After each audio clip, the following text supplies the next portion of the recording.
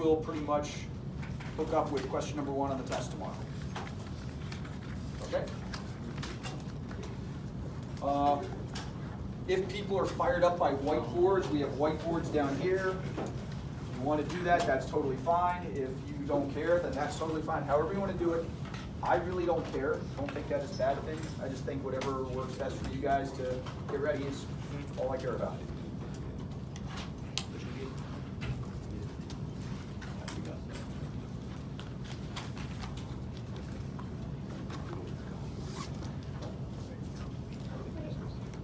What are the buttons? First or second? Copy that. Thank you. Before you start this problem, do you know what the first equation will be? What shape it'll be? A line. Do you know what the second one will be? Parabola. It's nice to know. So how many intersections do you expect to see? I expect to see 2. Could there be 1? Yes. Could there be 0? Yes. Could there be more than 2? Yes. No. There's no way you can have a line and a parabola intersect more than twice. God bless.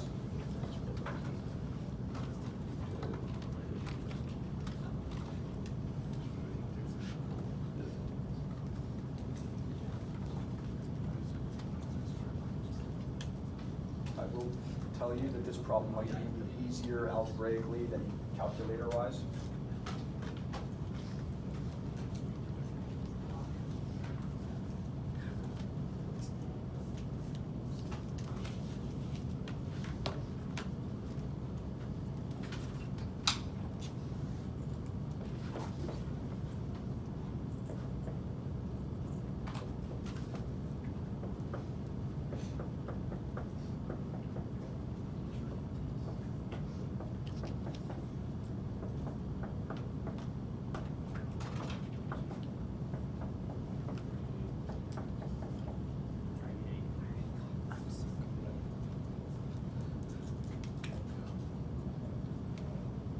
What I did is I saw that we have a minus y in the first equation and a minus y in the second equation. So if we subtracted the 2 equations, we'd get rid of the y's. So I changed the sign to the first one because I thought it would be a little bit easier to keep the x squared positive. So minus, plus, plus. So x squared minus x, this canceled. Add those together equals 6. Subtract the 6, factor. X equals 3, x equals negative 2. We then would need to plug them in to either equation. I would plug them into the first equation without the squares. I think it would be better that way. 3 minus y equals negative 5. Add the y, add the 5, y equals 8. And negative 2 minus y equals negative 5. Add the y, add the 5, y equals 3. So I see 3 comma 8. And negative 2 comma 3. Does that make sense? Yeah, because I mean, on a test, am I going to follow? I'm going to spend a lot of time worrying about what method you did. And I'm going to look and make sure that it all works out. But yes, sir. How to check the intersection again on the calculator? Okay, so here is the answer that they came up with. Wow. Okay, he used substitution rather than elimination, which is fine. He took the first equation and changed it to y equals 5 plus x. And then plugged that into the second equation and did it that way. If you're going to do it in the calculator, y1 equals 5 plus x. You got to get y by itself on both of them. So y1 equals 5 plus x. y2 equals x squared minus 1. I don't even remember the problem, but and then graph them. And then second calc, intersect, enter, enter, enter. And then remember to get the second answer when you do second calc intersect. Your guess, the last one, you know how you go second calc, intersect, and then enter, first line enter, second line enter, guess enter. Well, for your guess, you want to make sure that you move the cursor closer to the other one. So if you get this one first, and you get -2, 3, then when you go to find this one, do the same thing. First line enter, second line enter, guess, then I'm going to hit the right arrow to slide it over somewhere in this area. Because it's going to find the closest one. So if you leave it over there, it's going to find the same intersection. That makes sense? So just make sure that that cursor moves over there.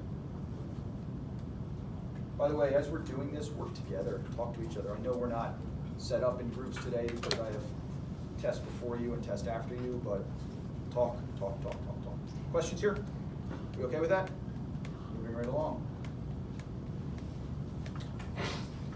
I can find the x and y intercepts and use the calculator to verify. So you're finding the x and y intercepts of this problem, of this equation, function.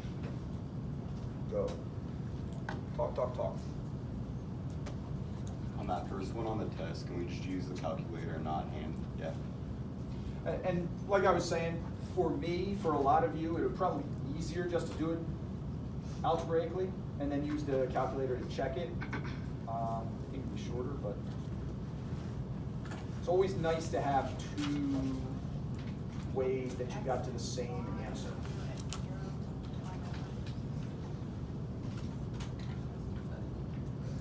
By the way, for those who had me last year, there are no skips on this test, on any of these tests. I think we discussed that once early on, but just to kind of give you a heads up, there ain't no skips. Skip days. No.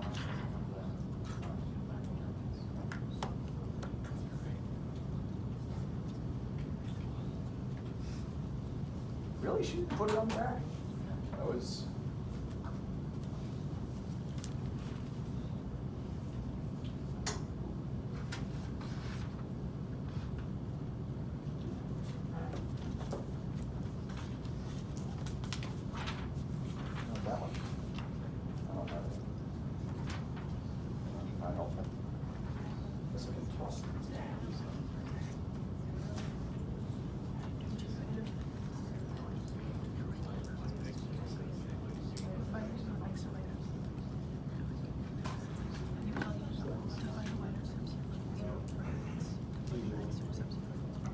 intercept?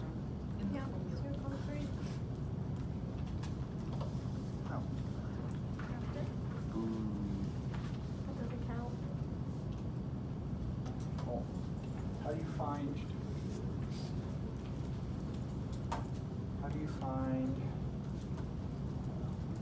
a y-intercept? Make X 0. Make x 0. Make x 0.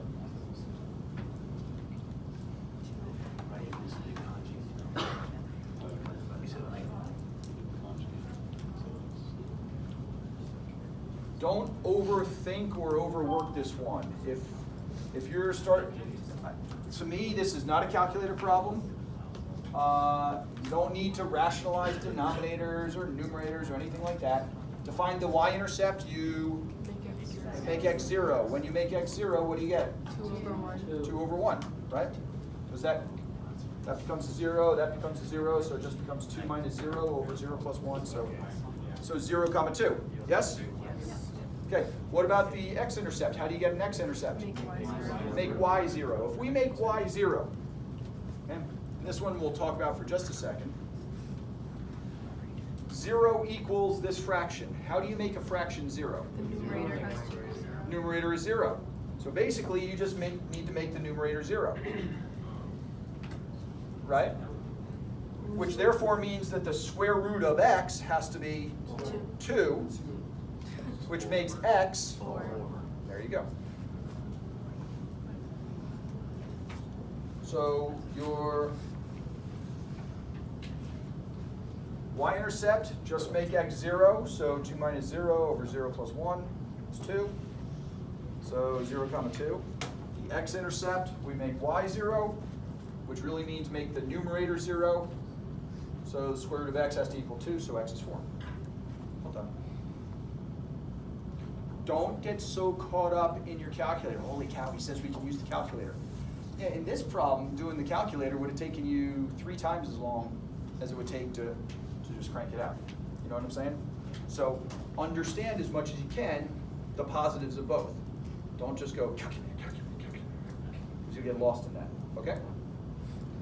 Can we move on? Yep. So this one, I think, would probably be a good idea to use the calculator. Partly because it tells us.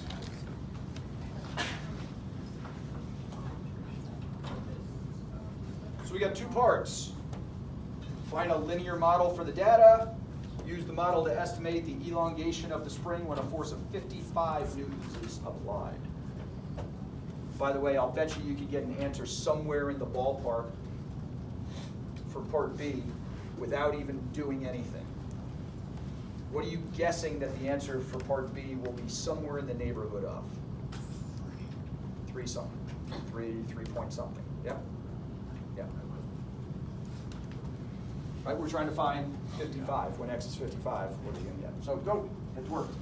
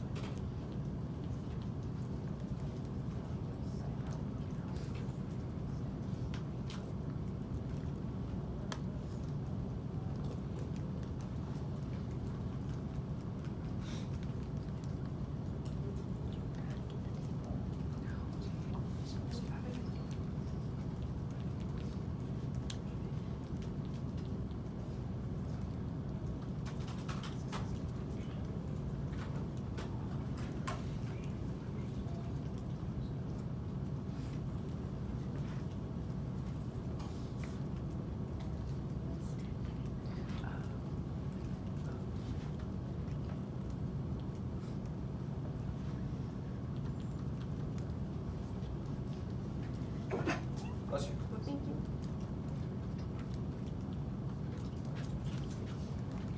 How do you get your list? Thank you. No, not that.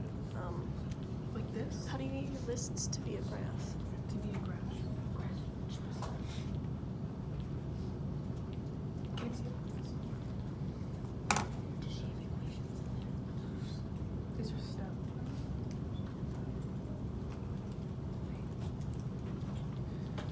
What'd you get? That's what's there. Can I go to the answer? No. How do I get my lists aren't being graphs? They're not being what?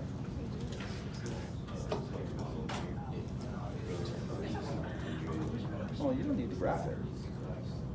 Well, and then you put in 55 for Just plug it in for your x. Oh, okay.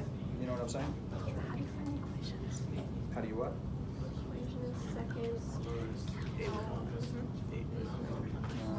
Second. I don't think it's second or nothing. I think it's just stat. Just get out of there. This And calc. formula is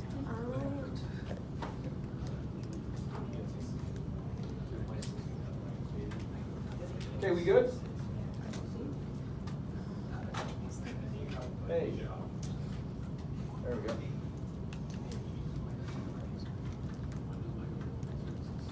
So the distance the spring is stretched in centimeters is on the left, that's our y. And then the right is x is the amount of force placed in. So y equals 0.066x. Sound okay?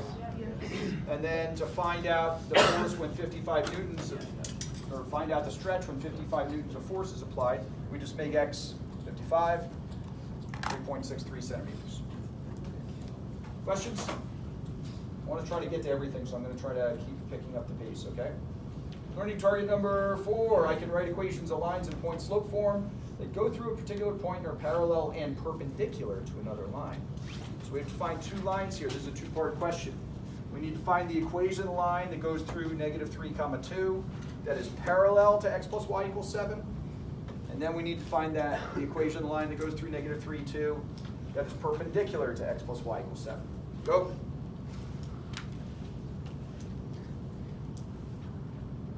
But we're only putting them in point slope form, so it shouldn't be that bad once we get rolling.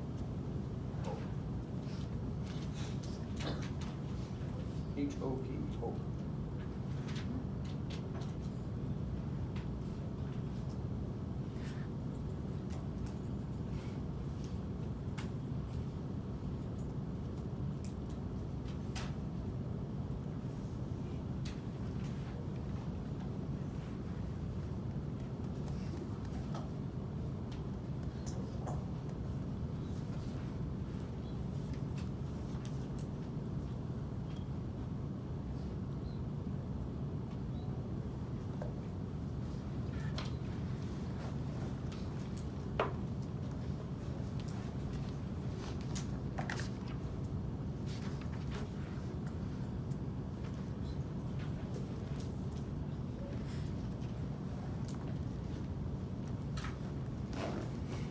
Point slope form, y minus y1 equals m times x minus x1.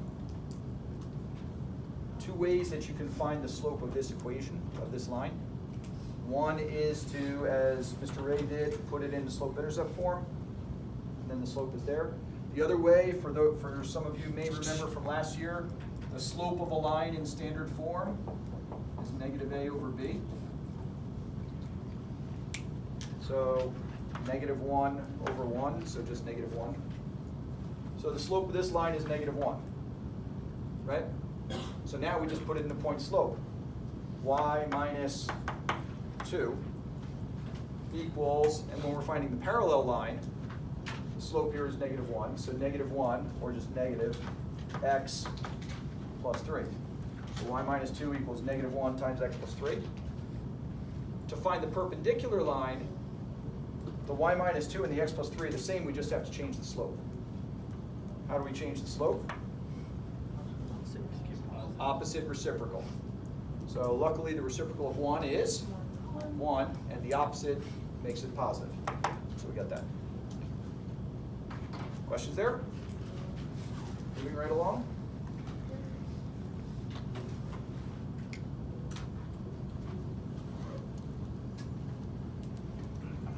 Find the equation of a tangent line to a circle. This is one that I think caused us some issues on one of the first homework problems. One of the first homework assignments. So here's the way this one's going to work. Okay. Tell me about this circle. It says it's a circle, so tell me about it. Origin, or the center. Center's at 0, 0. Radius of 13. We okay with that? So that means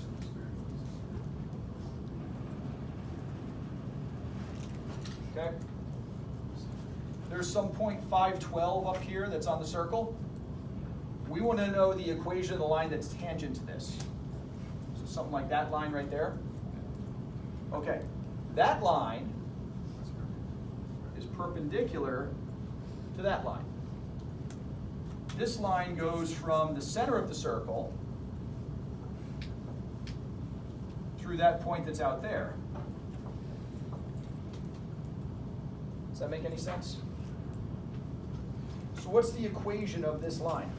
Or, no, not the equation. What's the slope of this line? 12 over 5. So therefore, what's the slope of this line? 5 over 12. Negative 5. Oh, negative 5. Negative 5 over 12. We now know the slope, and we know the point, so now we can do the equation of the line. Y minus 12 equals negative 5/12 times x minus 5. There it is.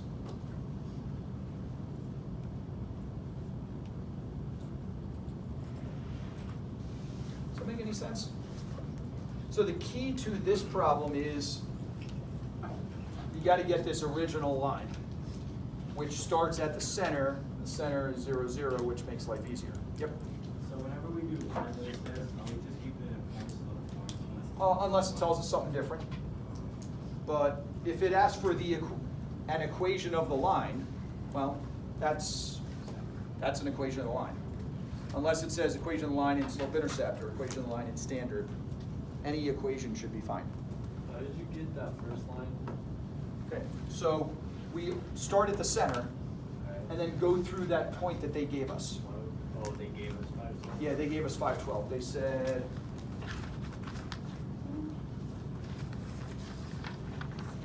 Okay. okay, so 0, 0 is the center to 512 is the slope of 12 fifths. Okay. All right, piecewise function.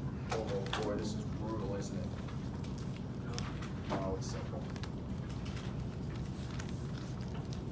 If x is less than or equal to 5, we use the top. If x is greater than 5, we use the bottom. Go.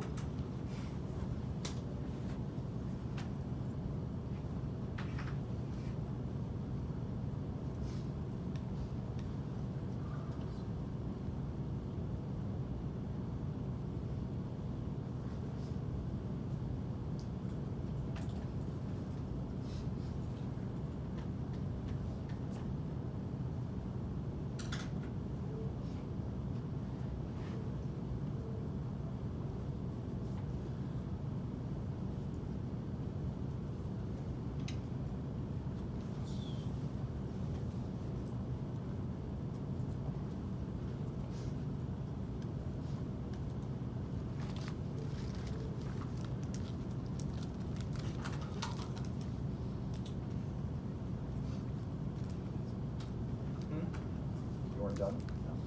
I know, but the problem's still here. And then, I have 20 minutes and we have 6 more problems to do, so I'm a little bit nervous about getting done. How many questions are there gonna be on the test? 58. I believe 12. Holy. Like 58. No. Then you I was thought thinking for a like second 58 and said, points. no, he's gotta be kidding. Yeah. What's the general rule of thumb? People who had me last year? I'm generally joking, unless it's obvious that I'm not. Remember, I like to think I'm funny. No, it's not entirely true. Can I move on? Any questions on this? Any questions on this? I said, go. Domain and range, go. You knew it was coming. May not have liked it, but you knew it was coming.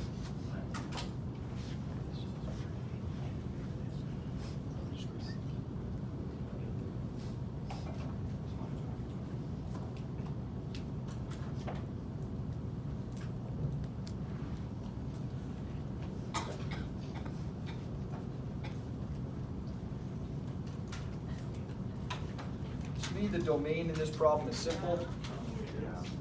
And the range, once we talk about it for a second, you'll probably go, oh yeah. But most likely, you'll just want to plug it into your calculator and take a look.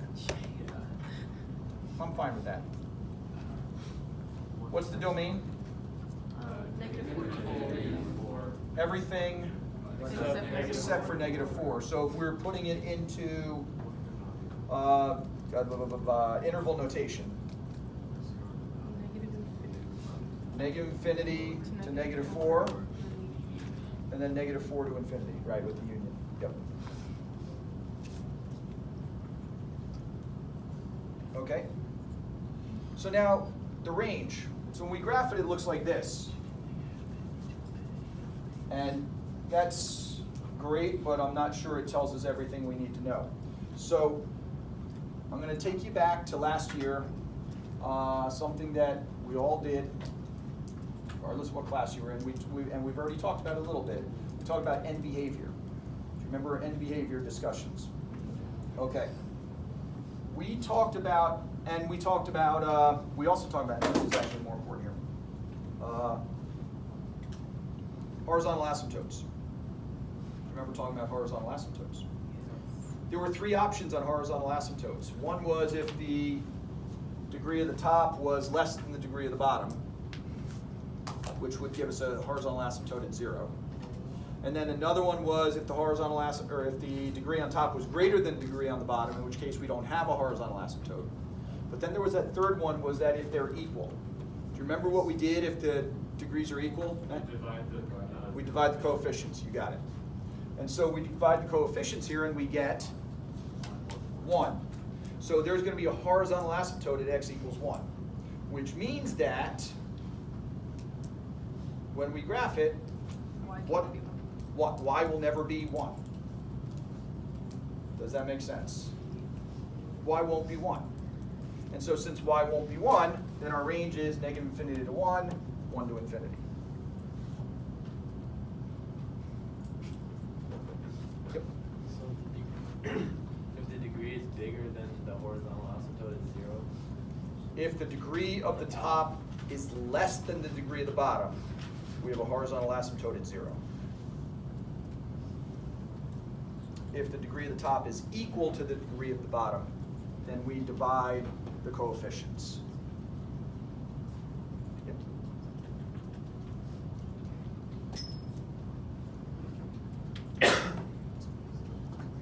If the degree on top is bigger, then we won't have a horizontal asymptote, and so most likely the range will be all reals.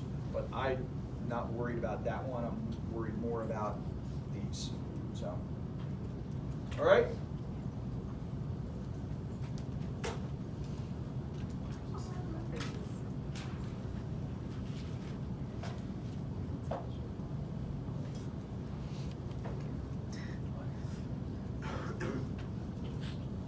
So we're trying to find what?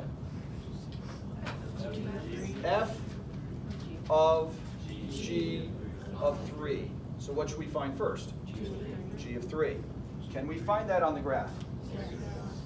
Okay, so here's function f, here's function g. So G of 3, well 3 is here.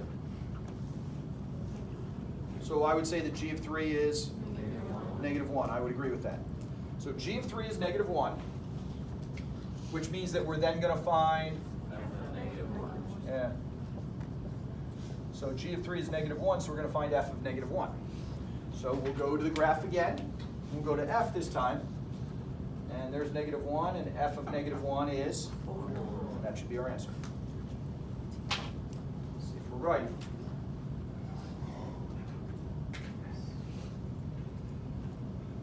We always, so G of 3, this says G of 3, we go on the x-axis to 3. Yeah, because we're trying to find what is the value of g when x is 3. So we go to where x is 3. Good? Questions?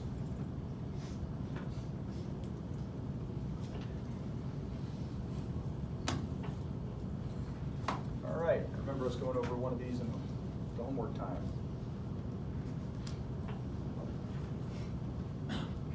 So we did one or two of these when we did homework, right? Yeah. We did one during the lesson, we did one during homework, now we get another one like this.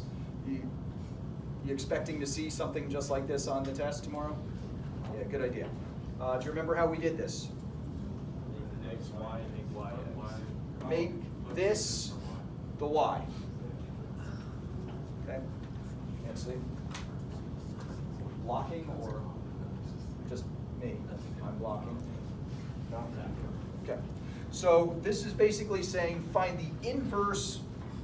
This is saying find f -1 of 6, which means that we're talking about what's the inverse of the function when x is 6. But this takes us back to what are we really looking for here? Yeah, we're in the original function, we're trying to find the x when y is 6. So we're going to make y 6. So 6 equals x cubed minus 4 over x.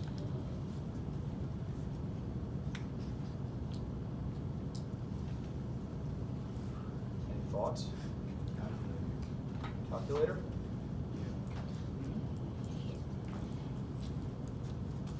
Y1, Y2. Look for the intersection.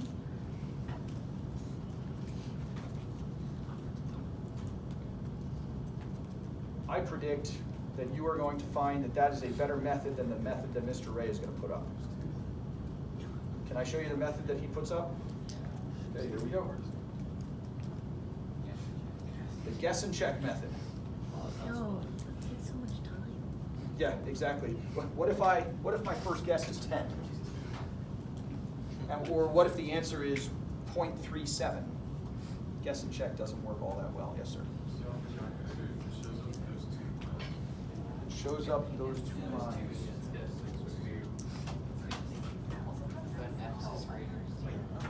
Ah, yes. Yep, good call. Yeah, very important, good point. When you graph it, there are actually two intersections, but it says here that x needs to be greater than 0. So we're not looking for the intersection where on the left side, we're looking for the intersection on the right side of the y-axis. Is that okay? And hopefully the intersection is 2,6? Yeah. Which makes our answer 2. Ooh, we're flying now. I didn't think we were going to get done now. I'm like, ooh, we got plenty of time. Ready?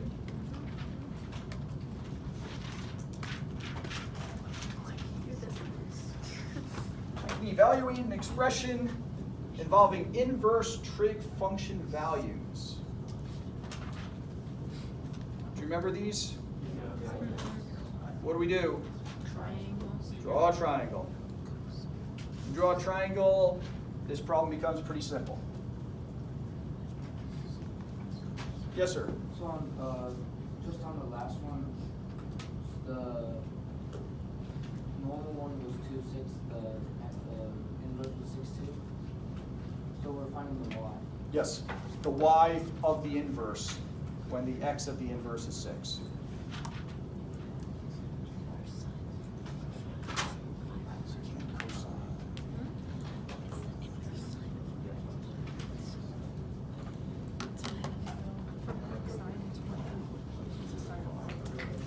So just draw the triangle.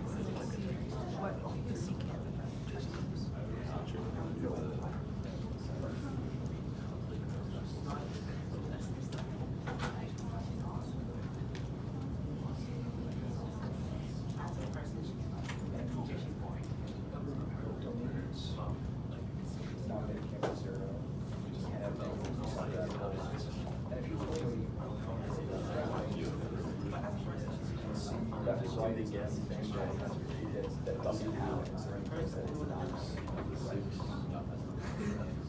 Range, pretty much looking at the graph and where doesn't it go from bottom to top. Is it okay? Can I get to here? So we draw the triangle. Sine is 4/5, so opposite is 4. Hypotenuse is 5, which makes adjacent 3. Secant is the reciprocal of cosine, so cosine is adjacent over hypotenuse.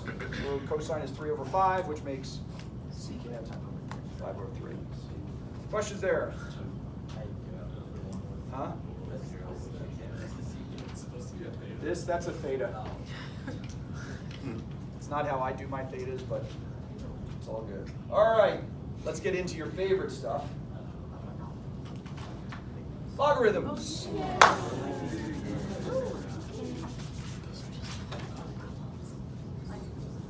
So we are condensing this, obviously. We are not going to expand.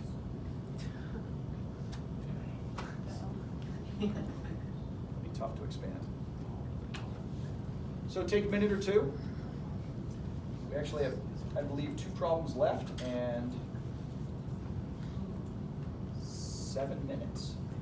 This is awesome. We're like way ahead. Not really, but close enough. Help. Help. You just squish them together. Well, yeah, but So how do you subtract a logarithm? with this subtract, no, subtract, cancel out. That's not what rules. I don't know. Well, no, if you're subtracting, you can make the fraction. And if you're adding, you can multiply. They're not multiplying. That would be very complicated. It would be ln of x over ln of x plus 1 over No, ln no, of x. I mean like ln of x over x plus 1. Do you guys want to work on this, or do you just want me to go straight to the Go answer? straight to the answer. Straight to the answer. How many people go straight to the answer? How many people say work on it? Oh, wow, that's close. Okay, I'll give you a minute. Well, it's 50-50. You're so confused. Why? I don't know what to do. No. Made the whole wizard. We're subtracting logs, right? Well, the bill's next. I didn't even look at that. We're subtracting logs, right? So what do you Be do? out again next You year. put them into a fraction. Combine them into one using division, right? So we save the 2 for the end. Yeah. So we're doing the inside stuff first. So it becomes ln of x. Yeah. Over x plus 1, but then where does that go? One of the things I told you guys last year, you don't remember this? Just kidding. Is that basically all pluses are going to go on top and all minuses are going to go on the bottom. Because that's always, to me, that's always a tricky one. And I start to go back and forth on things. And you know, if you really want to put it into the rules, you could do it this way. You can say minus.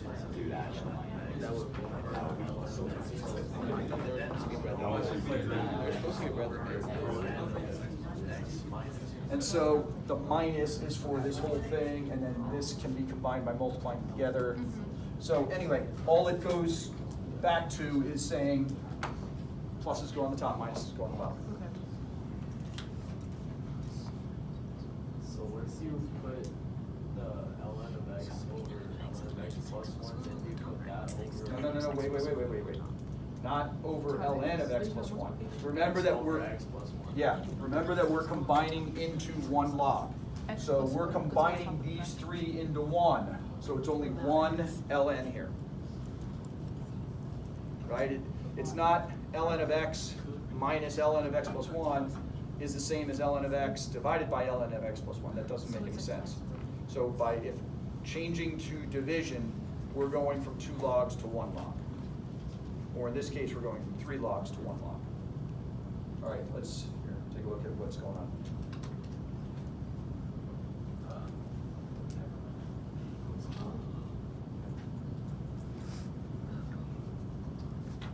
I'm not sure I would have done it intermediately, but that's fine.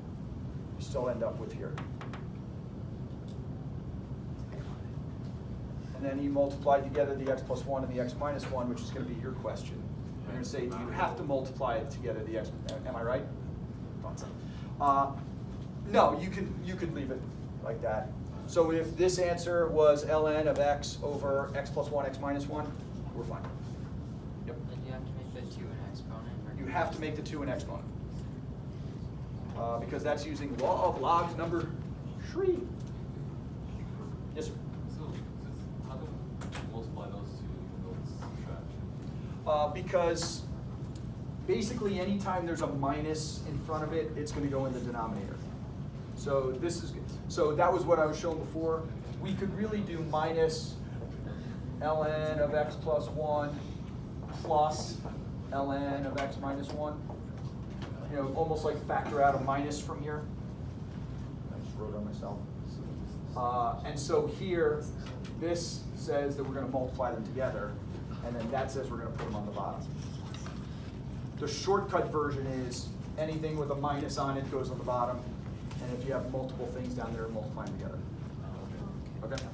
Are we gonna expand or condense with this? Yes. Yes, we are. Is that helpful? Yeah. I got to get to the last problem. Can I answer that question while, do you want to ask that now?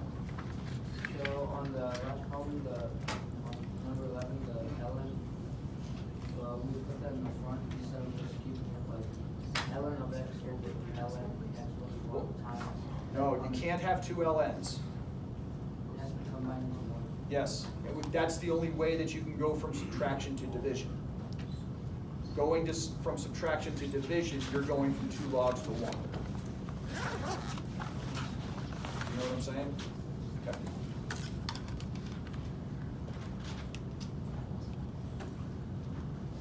3 decimal places. Got it. Cool. I like the first one. Really? First one's easy.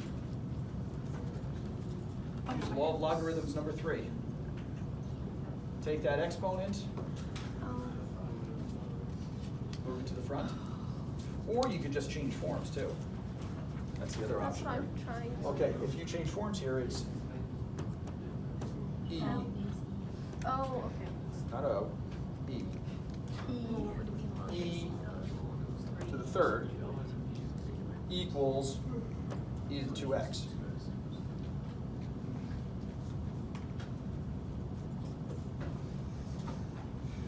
Second one, you actually have to use your calculator. First one, you don't have to.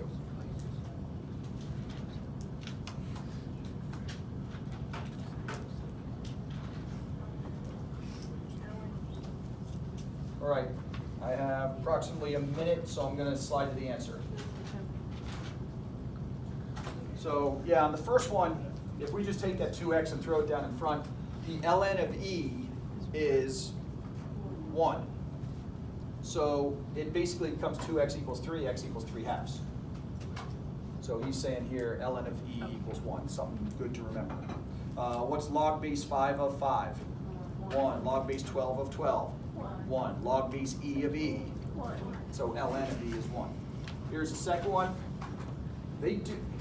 I like to do change forms. If we change forms here, it becomes log base E of 8 equals x plus 2,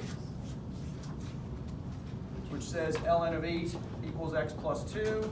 So do the ln of 8, and then subtract the 2, and you're done. Is that it? And that's it. We did it. We made it.